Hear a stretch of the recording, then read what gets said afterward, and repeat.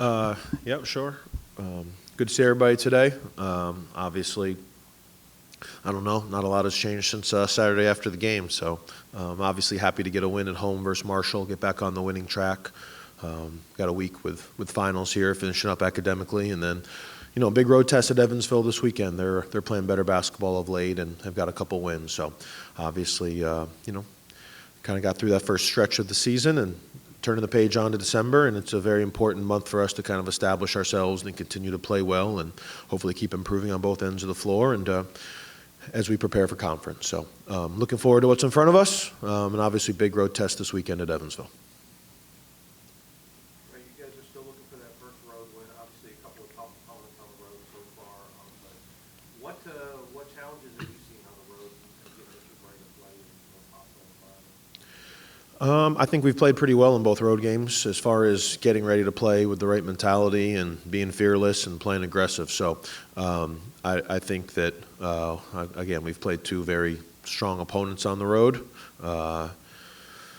I don't think we've been negatively affected by that. Maybe the last minute of the Grand Canyon game, that situation got pretty intense, but that's a late game situation that you learn from, and you hope that next time you're in that situation that you're better prepared and you execute better. So I feel like we've had the right mindset in both road games that we've played, and hopefully those prepare us for Evansville and then for our league this year.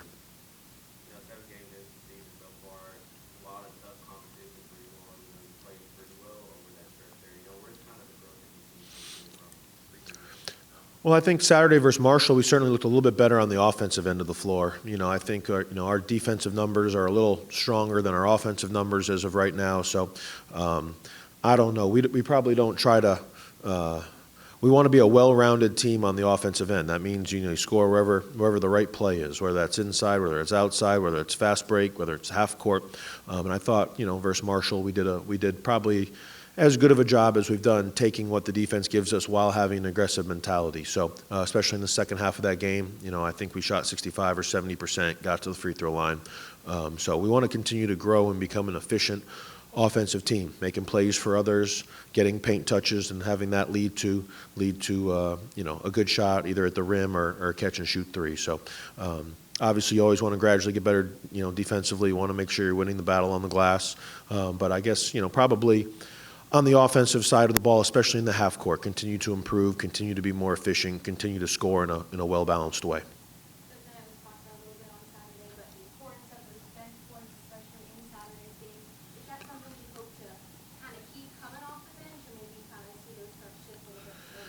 I don't know. I guess I think when you have a well-rounded offense, that's whether a player technically starts or comes off the bench. I mean, once you're 3 minutes into the game, I don't think there's a difference. We don't have 5 starters and 5 bench players. We have 10 pretty good players. So I think you want to find a rotation where there's always offensive weapons on the floor. I think that regardless of we're trying to figure that rotation out as the season goes on, where we've gotten off to a good start in the game we got off to a good start in the game on Saturday. So I think I guess when you look at it and you see bench points, yeah, I would agree there was a lot. At the same time, the first couple minutes of the game we were pretty good, so you're trying to find a rotation, you're trying to find combinations, and kind of as the season goes on, we want to wear people down with our depth. You want to continue to rotate as other teams play guys 35 to 40 minutes. I think that can be a strength of our team. So regardless if a player starts or comes off the bench, we want a well-rounded offense and have to have 5 offensive weapons on the floor. And I do think that Saturday was one of the better examples of that.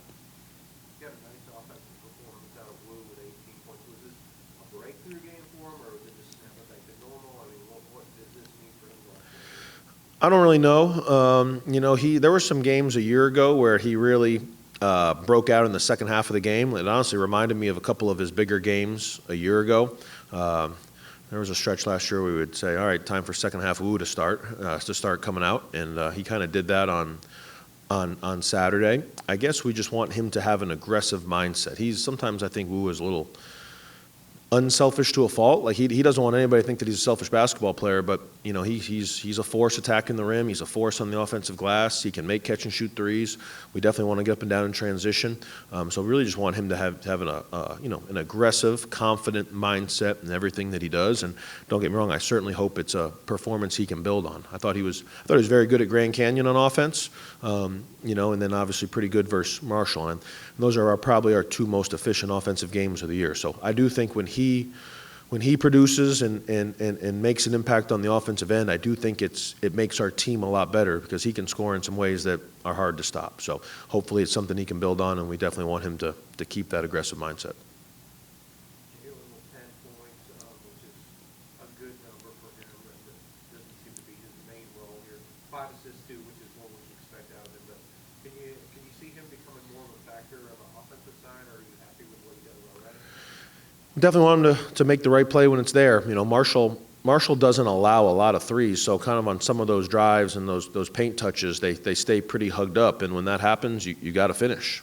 So we definitely want Jalen and any player when they have one-on-one, go attack and score. When somebody helps off a shooter, make the right play to the corner. So I definitely think that maybe teams were extra hugged up when Jalen had the ball because he didn't really have a big scoring game to this point.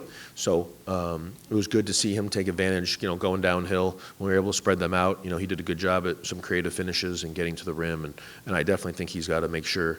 I think if he can be an offensive weapon scoring, obviously it makes teams have to guard him a little differently, and then I think his all-around game will be better. This game too, Blaze and Leroy combined for 4 minutes. Not a lot of production out of them. What's going on with those two, and how do you, was it this game, was it that matchup, or going forward, how do you get a little Blaze has a bone bruise that his knee is still affecting him a little bit. It happened early in the season. We've tried to get him right. So we're going to try to do some things this week to get him back. I think it's a physical thing with Blaze, but a lot of it's just how well Baba's playing. I have a hard time taking Baba off the floor. Leroy and Blaze are going to be important players for our basketball team. Obviously, we're playing at such a pace and such a tempo that Baba is way more used to. It can be hard for bigger guys, especially, like I said, Blaze's knees slowing him down a little bit. But I would just say a lot of it is, man, it's hard to take Baba off the floor. Those guys, Blaze and Leroy, are important parts of our team. They're going to impact wins. We know we can't get to where we want to get to without them. At the same time, I think it's Baba is certainly on both ends of the floor such a versatile front court player on offense and on defense that I'm having a hard time mentally taking Baba off the floor sometimes.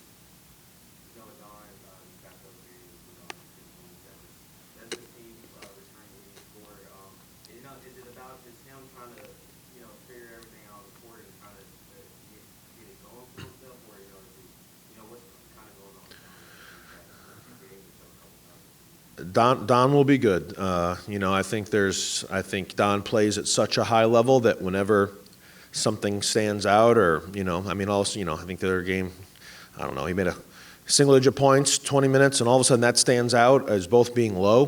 That tells you he's playing at a pretty high level, and we've come to expect a pretty high level from him. So, obviously Kentucky, their game plan, both Kentucky and Marshall, their game plan was to eliminate Don and to try not to let him get touches and get to his spots. And, so I think what other teams are doing on defense is a factor in that. But obviously this is my third year around Don on a day-to-day basis. He's as consistent as it gets. He works as hard as anybody. And, and to his credit, he made some huge free throws at the end of the Marshall game. I think when a team misses free throws, and we did miss a few in that game, it stands out, and you say, man, you got to make your free throws. And kind of when you make free throws, sometimes we all, myself included, we just take it for granted, But Don stepped in there and went 4 for 4 in the last minute or so, and he ended up winning the game by 8, and it kind of ho-hum.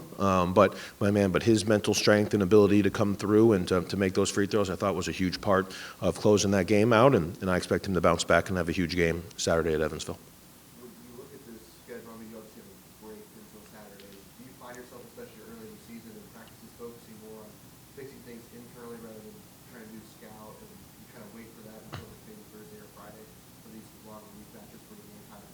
Yeah, for sure. Today, Tuesday, Wednesday, we will certainly be focused on us, and we have finals this week. So both as students and as basketball players. I would say these next 3 days we'll focus on ourselves.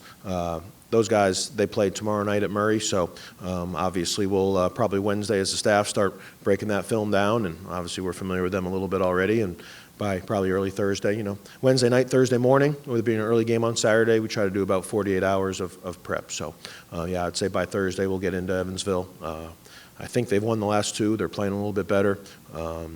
They're obviously, I think they're trending the right direction. They've had some strong moments this year, and they certainly have the ability to shoot the ball and have some young players that are getting better fast. So, we'll focus on kind of what we need to do to improve probably today, tomorrow, and most of the day Wednesday, and then Thursday, Friday, turn the page and focus on Evansville. All right, like you said, they won 2 in a row, but just looking at their schedule, the Ohio State game was jarring, 50-point loss on the road to them.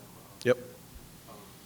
I guess you haven't really done too much scout on them yet. What is that in Wednesday then? It sounds like when they, and I think shooting, 3-point shooting is a huge factor of it. But when they put the ball in the bucket, when they're pretty tough. And then sometimes when they struggle to score, especially struggle to shoot, when they struggle to shoot, sometimes they do struggle to score. So obviously the Ohio State game, 30 points, it's a scoring issue. And in a couple of their losses, they've had cold streaks. Even the loss to Radford, they got a little cold and went from having a big lead to falling behind. So they've been a little hot and cold on offense, is what I'd say. But they have an ability to shoot, and they have a lot of young basketball players, and young players get better fast. So again, I think when they've responded to that Ohio State game in a very, very impressive way. And it reminds you of Marshall. Marshall went to Purdue and struggled there, and came back and they beat South Carolina State pretty convincingly, and came in here with positive momentum. South Carolina State played Xavier to a 1-possession game the other night, and Marshall had them by 30. So I think the ebbs and flows, the ups and downs of a season are pretty extreme, and I think it definitely shows something about their character and their toughness to bounce back from the Ohio State game with a couple good wins. Appreciate y'all. All right. Thank you, guys.